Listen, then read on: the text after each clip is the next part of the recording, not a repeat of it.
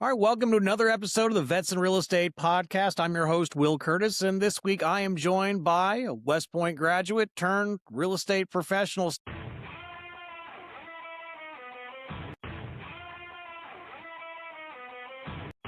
Sonny, welcome to the show, and thank you so much for being willing to share your story. Thanks for having me. I'm looking forward to this. Yeah, so as I understood, it was West Point to play soccer, correct? Yes, I was recruited. I was a talented soccer player. I was recruited by all three academies. I went on recruiting visits to all three academies, and the recruiting visits were a lot different than the actual life at the academy. They made it look kind of cool and fun, but I picked West Point because of its history and traditions. And I don't know if you've ever visited the West Point Academy, but it's breathtaking. It's right on the Hudson. It's just there's a lot of history in those fields, and I wanted to be a part of that. So, obviously, getting all the academies, were you obviously looking to go military? That was the entire goal, or just that's everybody was reaching out, or what was that decision like? The decision once the academy started recruiting me, my everybody on my soccer team in Texas, we all went to college on a scholarship. Like that's what we were bred to do. That's what we trained to do. And once the academy started recruiting me, it was difficult to have a college that would have the same type of benefits in comparison to the academies. And my parents, they gave me a choice. They said, you can go to West Point, you can go to Air Force, or you can go to Navy. Pick one of those.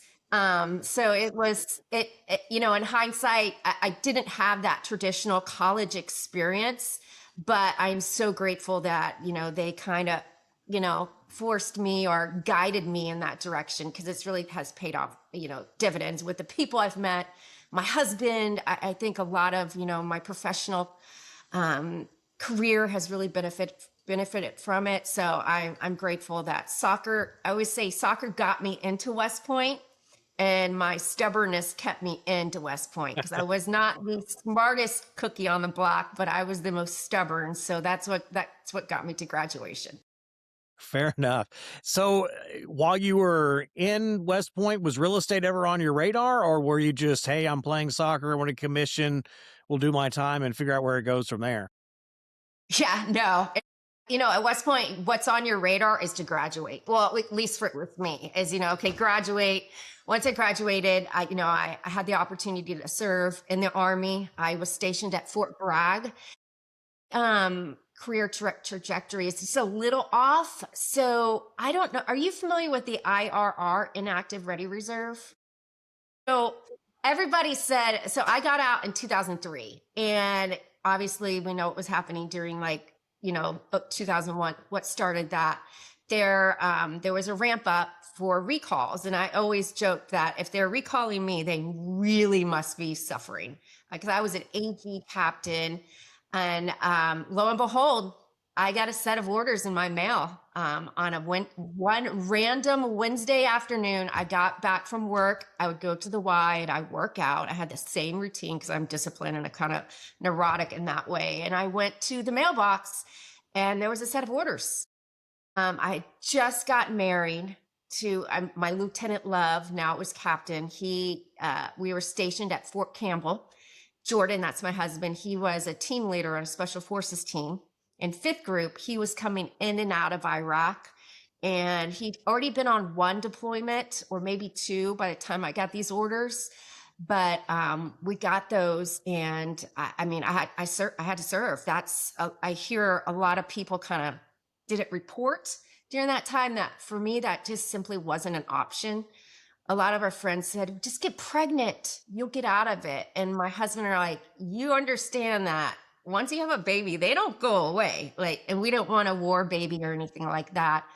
So I actually I was still close with my battalion commander at the time. I worked with my battalion commander, and he secured me a job at CMOC, which is Casualty Memorial Affairs Operations Center up in DC, where that was the arm of the Wounded in Action and Killed in Action Division.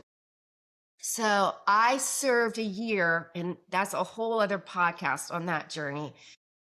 life changing, talking to I was one of the people that was calling families to let them know that their loved one had been injured in Iraq or Afghanistan. I worked with the Wounded in Action families and the Gold Star families for a year. Meanwhile, my husband was in Iraq deployed. It was it definitely built, a strength and resilience that I really didn't want to go that route, but it was given to me, and I served a year there. Once I got out again for the second time, that's when I decided to pursue real estate, and I hit the ground running. That was back in, gosh, '07. I can't believe that's that far away, but I hit the ground running in '07, and I haven't looked back. I got out for a short time to get my master's degree. And when my husband was active duty, when we moved to McDill, this was our last duty station, I had what my husband called a job hobby. And I was a CrossFit coach. I was a manager for a CrossFit gym for about a year and a half. And then I got back into real estate. Again, once I got out of the Army the second time, real estate, it was it. That was it for me. It was real estate. What was the draw? I mean, I can imagine going from making probably some of the worst phone calls that you had to do, and I can only imagine, you're right, that's worth an entire episode itself. Going from there to real estate, I mean, what was the draw? It's a couple. In the beginning, it was, the harder you worked, the better you are, the more you were paid, right? Like there's no, you're your own boss. And I always say that I really don't like bosses. I mean, I survived the Army, obviously. I can adapt, but I wanted to be my own boss. I wanted to be the one in charge of my destiny. Now, looking back at it in hindsight too, I think I've always been drawn into coaching or mentoring people. And that's all we do, is we coach and we mentor people as real estate agents. And what really connected those dots for me is, being a CrossFit coach for about, I would say a total about 5 years. All I was doing is coaching and mentoring adults to exercise. So I just think that it was twofold. I wanted to be the master of my own destiny. I want to be in charge of me. And I like impacting people's life. I like guiding them. I don't sell houses. All I do is I educate and protect the consumer and guide them to make the best decision for their family. That's my job. Slight little mindset difference, but I can see, where that's coming from. Mhm. I think that's one of the things interesting too, because even in the military, that's what we do on a regular basis. And I could say, even in my career, has been the same thing. You're always training, you're always coaching, you're always mentoring, and yet I found myself doing the same exact thing as I moved into real estate, doing I mean, exactly the same thing. Which I don't know. I think that's kind of interesting. Is we talk about parallels after doing so many of these episodes. There's some of these core traits that just keep going on and on. Have you noticed anything from your time in service that's just made you that much different or excel that much greater than, your civilian counterparts in the real estate world? Discipline, discipline and resiliency, and the ability to solve problems. I think that's the foundation. As a realtor, every day we wake up, we're unemployed. Like you're as good as the last house you sold. So you've got to have the discipline to do the big rocks, the little rocks, day in and day out, and you have to be resilient because you are going to get knocked around. You are going to fail. So okay, you just get back up. So I think it's resilience and that discipline to keep on going. And have you ever read the book, Grit by Dr. Duckworth? Duckworth? A shelf to read, but I haven't got to it yet. It's so fascinating. And in fact, they did a study on West Point cadets on trying to determine like what cadets will excel at West Point. And I really feel like I fall into that category because on paper, I was a talented soccer player.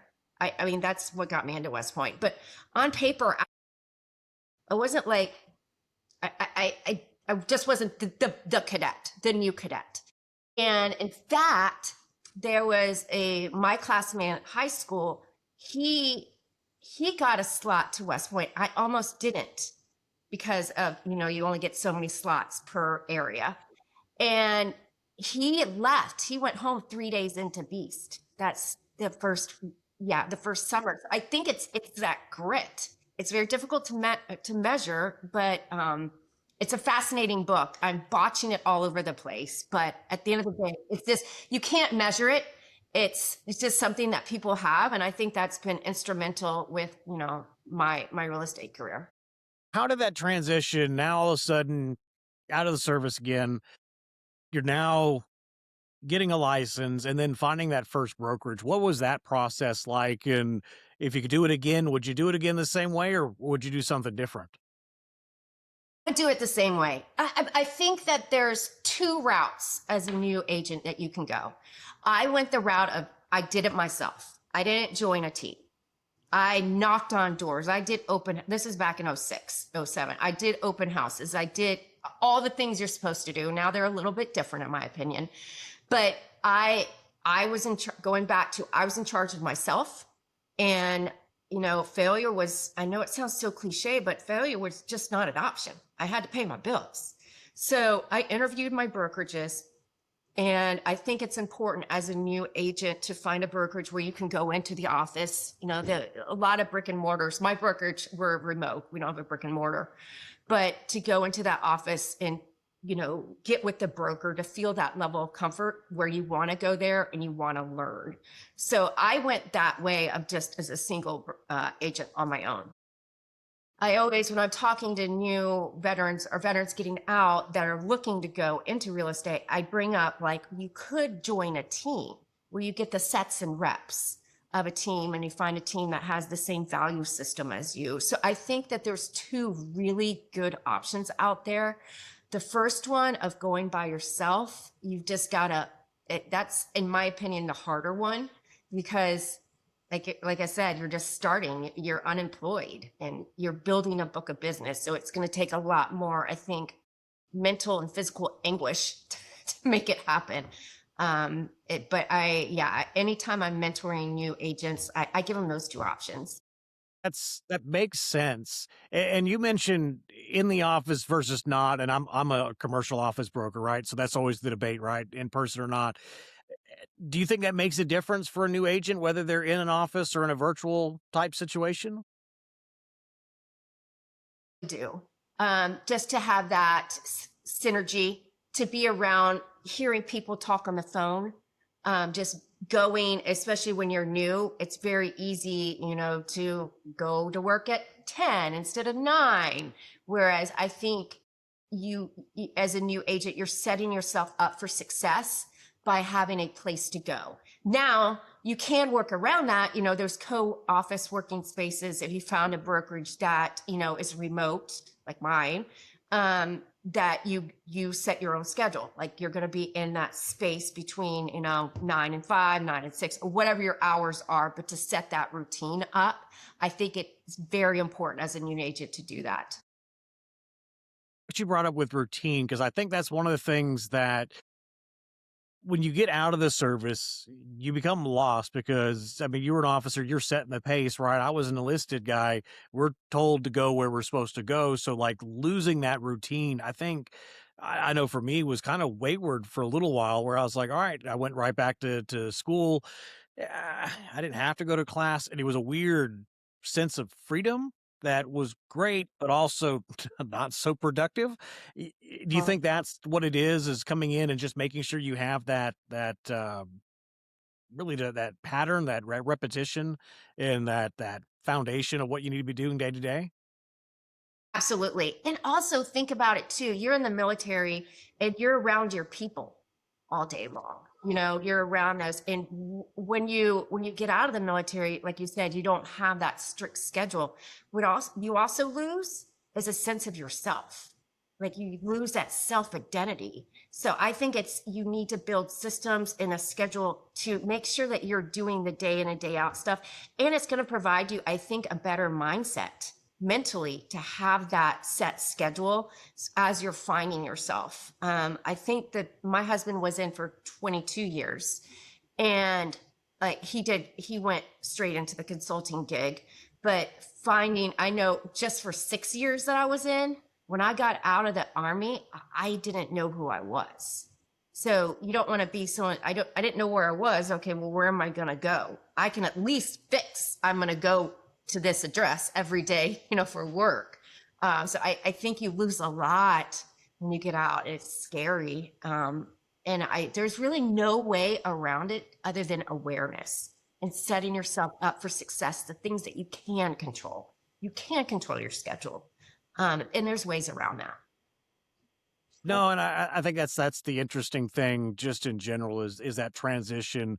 And I like where you put it that you lose your sense of self. And I know when I went through the journey, I thought it was just me. I thought I was a weirdo. I thought like I was weird. And I will say after doing enough of these as well, I've realized everybody we've talked to went through the same exact thing. And I think there's some comfort in knowing that while you feel alone, you're not, because every other veteran has gone through the same exact thing that you're going through. That it's not atypical; it's normal.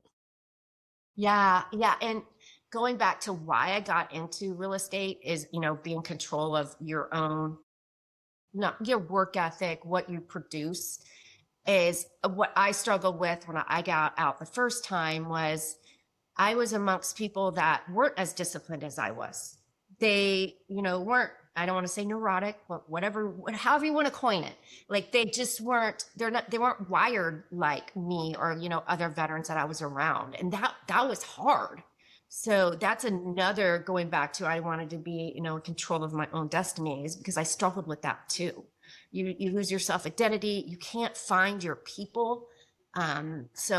When if any veterans are looking to get into the real estate space, I think it's just important to find a mentor. And obviously, I would reach out to a veteran too, because we're just wired. Most of us are just wired a little bit different. I want to go back when you talked about, you started off kind of in, the '06 or so, and that's going right into the great financial crisis, which going up to there was great because anybody and everybody could get a loan. And then the market kind of just died. How in the world did you stay through that market? How did you go through that downturn in the market? Still, obviously, still going today. How did you make it through that downturn?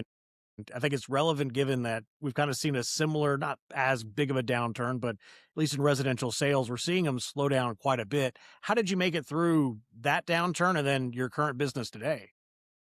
I think a lot of it, some people may get mad at me for saying this. I didn't really see a huge downturn in Clarksville.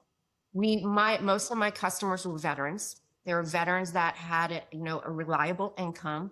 And looking back at it now, like that's when I entered in when, the lending was fast and loose, very fast and loose. But for the most part, I don't think any of my veterans went into foreclosure. It was just servicing the veteran. They have a good income. Nothing really changed in that area. I didn't work with a lot of investors or any really investors that were buying multiple houses. And the same goes for McDill, Tampa, where I'm at now, that's my demographic. Their income is steady. And that makes my business, it's steady. There's not a lot of highs and lows. It's pretty even keel across the years. And I think it's, like I said, the demographic. I'm sure that there's agents that serviced investors. That was a different ball game. That just wasn't my clientele. Makes sense. And given kind of your locations through all that and seeing a little bit of your marketing as well, I mean, you guys kind of are out front. We're a veteran led team. We're veteran owned and operated. Do you think that makes a difference, especially in, a major military market? Do. I really, really do. And I don't know, I would be curious, like on your experience or the audience's experience. I have found throughout my real estate career, the demographic that I'm currently in That's who I typically service.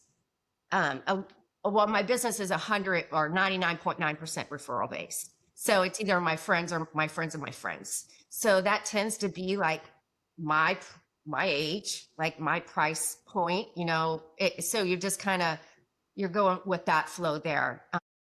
And a lot of the VA loan is such a powerful loan product, and the changes they've made in 2020, the new Vietnam Veteran Act, which eliminated the loan limits for VA loans, has really, has I'm helping people that are retiring out of the Army or the Navy.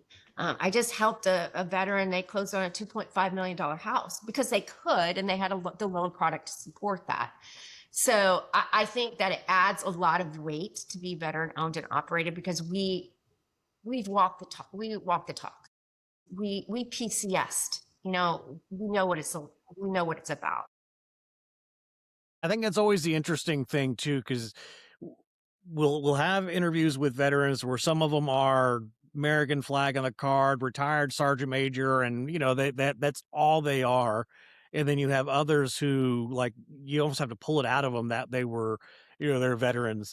I just find it interesting is where is that balance, and is it market specific? Is it your audience specific? And I don't know if I know the answer to it. I know what we do that works for us, but that's one of the questions like we get often too is where is that balance? Are you full hua or are you completely, you know, dismissive and you would never know unless you really dug Yeah. in and asked somebody? I mean, for the longest time, I really didn't even advertise I went to West Point. I think it just becomes organic. My type of customer is one that trusts me. If that happens to be a veteran, I've got the VA loan. If it happens to be a civilian, at the end of the day, if they trust me, it's going to be a good transaction. Those are the type of people I want to work with. If they're veterans, great. I got their back. If they're civilians, fine too. But since my husband retired from the military and as I've gotten older, I've become more nostalgic. So I think that I'm embracing, my service because it's something to be proud of. And I am advertising more than I'm a West Pointer. I don't know why I did it in the past. I don't know. I think it was part of finding my own identity when I got out of the military. And I'm finally coming around to, okay, this is who I am. This is my background. If you don't like that, that's fine. Find someone that works out better for you. Think that's interesting. I think nostalgia, I think is a good word for it because as you separate, I remember as soon as I separated, there was no cutting the hair. I tried to grow a beard. It was terrible. I just couldn't do it. And now it's years later, I finally grew it again. But it was everything I was not military, trying not to look military. And then I slowly found myself not looking military, but definitely leaning into it a little bit more. And I think the nostalgia is almost the right word. We'll jokingly say it's the best time I'd never want to have again. It was great. There was definitely some foundational things that happened, and I can say our business is built on a lot of those aspects of it, but it definitely wasn't the case early on. In fact, kind of separated from as much as you can, almost like it was a bad breakup. Yeah, I mean, just go back to it again. You lose that self identity.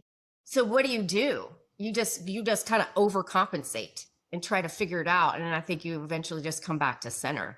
But I mean, I've never really made the connection, but I think I went through the same thing. I didn't know who I was, so I was trying to reinvent myself into what I thought I was now. But eventually, you're just going to come back to your center. I think for me, it was fun because I went from military to environmental nonprofit was my first job outside of the military, and it was like night day. Hey, Yeah. the office starts at 8. I'm there by 7:40 to make sure everything's okay. Nobody rolled in till 8:45. I'm sitting out there just waiting. I mean, a total culture shock of what it Yeah. was, and I realized quickly, like, okay, that's not me. Not that environmental stuff's not important, it is, but, like, culture was drastically different on that side. I knew that wasn't gonna be a right fit for me, and I think it was a little bit of trial and error of figuring out who you are, through that Yeah. process, and, good, bad, or indifferent, that wasn't who I was, where I've got veteran buddies who that's exactly who they are. You would never thought. in that Yeah. case. And they probably have always been that way. They just happen to be in the military in part of their life. I do think too, like when people get out of the military, they always, if I have a veteran that's retiring out of the military, I really try to talk them into, don't buy a house the first year. You gotta, this first job may just be like, a trial. You don't know if you're gonna stay there. Well, and I think LinkedIn's put some of those stats out there as well, is that it was something, I mean, ridiculously high, 80 odd percent, maybe 90 veterans get underhired or they're Yeah, underemployed in their first job coming out. And I think some of it's from the transition, not understanding the language, not putting it out there, but yet then tend to promote faster than all their peers by like 3 times. And I think that's a perfect example of you get hired below what you can do, you acclimate to civilian life, and then boom, that yeah, military training, kicks in. Where I remember in college, going back doing the elevator pitch, and I was responsible for $1.4 billion worth of aircraft equipment, blah blah blah. And I remember the person on the other side who was the mentor. He's like, "You don't have to lie about your military service." I was like, "No, an Apache helicopter is $40 odd million. I had blah blah blah blah blah." And I went through the math, and she's like, "But you're 25," and I'm like, "Yeah." I mean that was normal. So I can totally see why you'd give that advice of hold on, don't buy anything because you may find yourself promoted 3 times in the next year and in a completely different field or a completely different role. It yeah. would make sense. Isn't it crazy to think back? Sometimes I think about that. Like you were 23, 25, and how much were you like in charge of? How many billion? Oh, it was a 1.4, I think is what it was. Isn't that crazy? If you look back, you're like, I was a company commander in charge of like 150 soldiers. I was 26 years old. Like it's just insane when you think about it. But that's the military. They throw you in the fire and you figure it out. Right. And the autonomy, even down to the lowest level. And I think that's one of the things that works so well for veterans transition to real estate. As a young E4 at 20, you're responsible for people. You've got roles and responsibilities. Even if you're a specialist, not the corporal side, you're still put in charge of people. You still got small work details where you got to go figure it out. And if you're on the Yeah, infantry side, you're a squad leader at that point, right? You're a corporal and you literally responsible. You're an NCO and a leader. And to me, those just blow your mind that at such a young age. I've got a son who's 26. So me going back and thinking at his age, I'd already had this much lived experience. What a different life I had at his age versus what he's had at his age. yeah, yeah. I think we're very fortunate to have that, chapter. It's just really, like you said, I'm so grateful for like the journey that I've taken. Some of it was, kind of shoved in that direction, but gosh, I mean, I'm just grateful for it all. In everything that real estate is, why'd you look at residential? Why not commercial or appraisal lending? Why did you go into residential sales? It appealed to me the most. The commercial I was in a small town, Tennessee. Commercial was more of a good old boy system. And like I said in the beginning, I needed to pay my bills. Like the failure was I needed to, sell houses. I didn't have commission breath, but I had to hustle. So, residential made the most sense to me. A commercial is a different beast. Like, and I'm not a commercial agent. Depending on the property, I will not represent one of my customers commercial because that's its own space. I was in title for about a year when I first left my CrossFit gym. And God bless the title reps. I think they're amazing, but their customers are the worst people. Like, because they're realtors. Like, so I was like, can't beat them. I'm going to join them. So I went back, and titles. I'm glad I went. I was there for a year. I'm glad I did that. I learned the title side, and anytime I see a title rep, I just want to hug their neck because I know like what their life is like. But it just made sense for me. As far as the lending piece, I think I would go crazy if I was at my desk day in and day out. It's just, it's what I knew too, getting out of the army, and that's what I went with. So it sounds like there was a little bit of an effort, a little bit of thought process for you in where should I go? Maybe the title was kind of a, all right, it's a job, but then there was a little more thought into it. It wasn't just, oh, that's all I can do. I should go and sell Yeah. houses because that's the only thing you're aware of. Yeah, yeah, and I love it. I do love my job. I love the just a constant problem solving, communicating with different people. It's just some days are frustrating. You know, there's some days I tell new agents, I'm like, if you're not crying in your car every once in a while, you're not doing it right. But I just like that. I like it, and it keeps me interested. So, as we start kind of rolling to wrap up, the one question we ask almost everybody is that looking back at your transition, looking back at your journey into real estate, is there anything that you would do differently? Any lessons learned that you would probably do a little bit differently, or advise your kids coming through that same transition to don't learn it the hard way? Take my advice. What would that be? Definitely, I don't know if this was available back in '06, '07, but I would look at the Skills Bridge program. There are some brokerages that are offering that. And in fact, my business partner was a skills, I own a property management company too. My business partner was part of the Skills Bridge for that property management company. And once that time expired, we're like, so you can't go anywhere. You gotta come over to the brokerage side. But I think the military has done a fantastic job setting up veterans to get out of the military. I would 100% look at that. I know that, and if anybody has questions about that, I'm sure my contact information will be on there. I probably won't know the answer, but I'll know who to link you up to. That was something I would 100% take advantage of. And also, there's another organization. It's called the Honor Foundation. At it sets veterans can take the classes, and it's an interesting opportunity to get that civilian experience before you get out of the military. Those are great resources. I'm not familiar with Honor. We'll take a look at that one and dive into that one. But I know SkillBridge, and they, as of last year, I think, opened it up to commission. For the longest time, it had to be a salary paying job. Now it's a commission job, which I think is a beautiful. You come in, go get hired by a brokerage, get your license, and you've got 6 months to start building a business before you're all completely on your own. I think that's a brilliant way to go about it. In hindsight, it wasn't there when I got out. So, in hindsight, I wish that was there because we've seen Yeah. 2 or 3 agents go through that where I was skill bridge. I went through, got what I needed to do, and, they had 4 or 5 months worth of time to build that business before there was no income. Yeah, yeah, it's your parachute. It's, in terms of when I got out the first time, second time, I look back at it with fondness. Like, it makes me smile, like, of just like the trials and tribulations of first getting into real estate. And if anyone listening that's thinking about getting into real estate, it just, if you, it's been the best decision I've ever made. Outside of marrying my husband and having my daughter, obviously, but it's a great career. It really is, and you can impact so many people. I think our industry really lacks that foundation of leadership, and the more veterans that we can bring into our industry, the stronger we're going to be.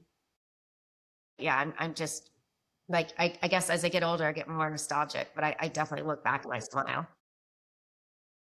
Well, Sonny, thank you so much for your time. Thank you so much for sharing your story. If they were trying to reach out to you or they wanted to find you, what's the best way for them to contact you? On Facebook or redsashgroup.com. It's the color red, red sash, SASH. It's the red sash that cadets wore at westpointgroup.com. And my contact information is on there. So, well, Sonny, thank you so much for your time and sharing your story on this one. And I'm kind of hearing your heart. If people do have questions, throw them in the comments. We'll make sure we tag Sonny so she can jump in and share whatever answers she's got. Thank you so much for your time. Thank you. Thanks for having me.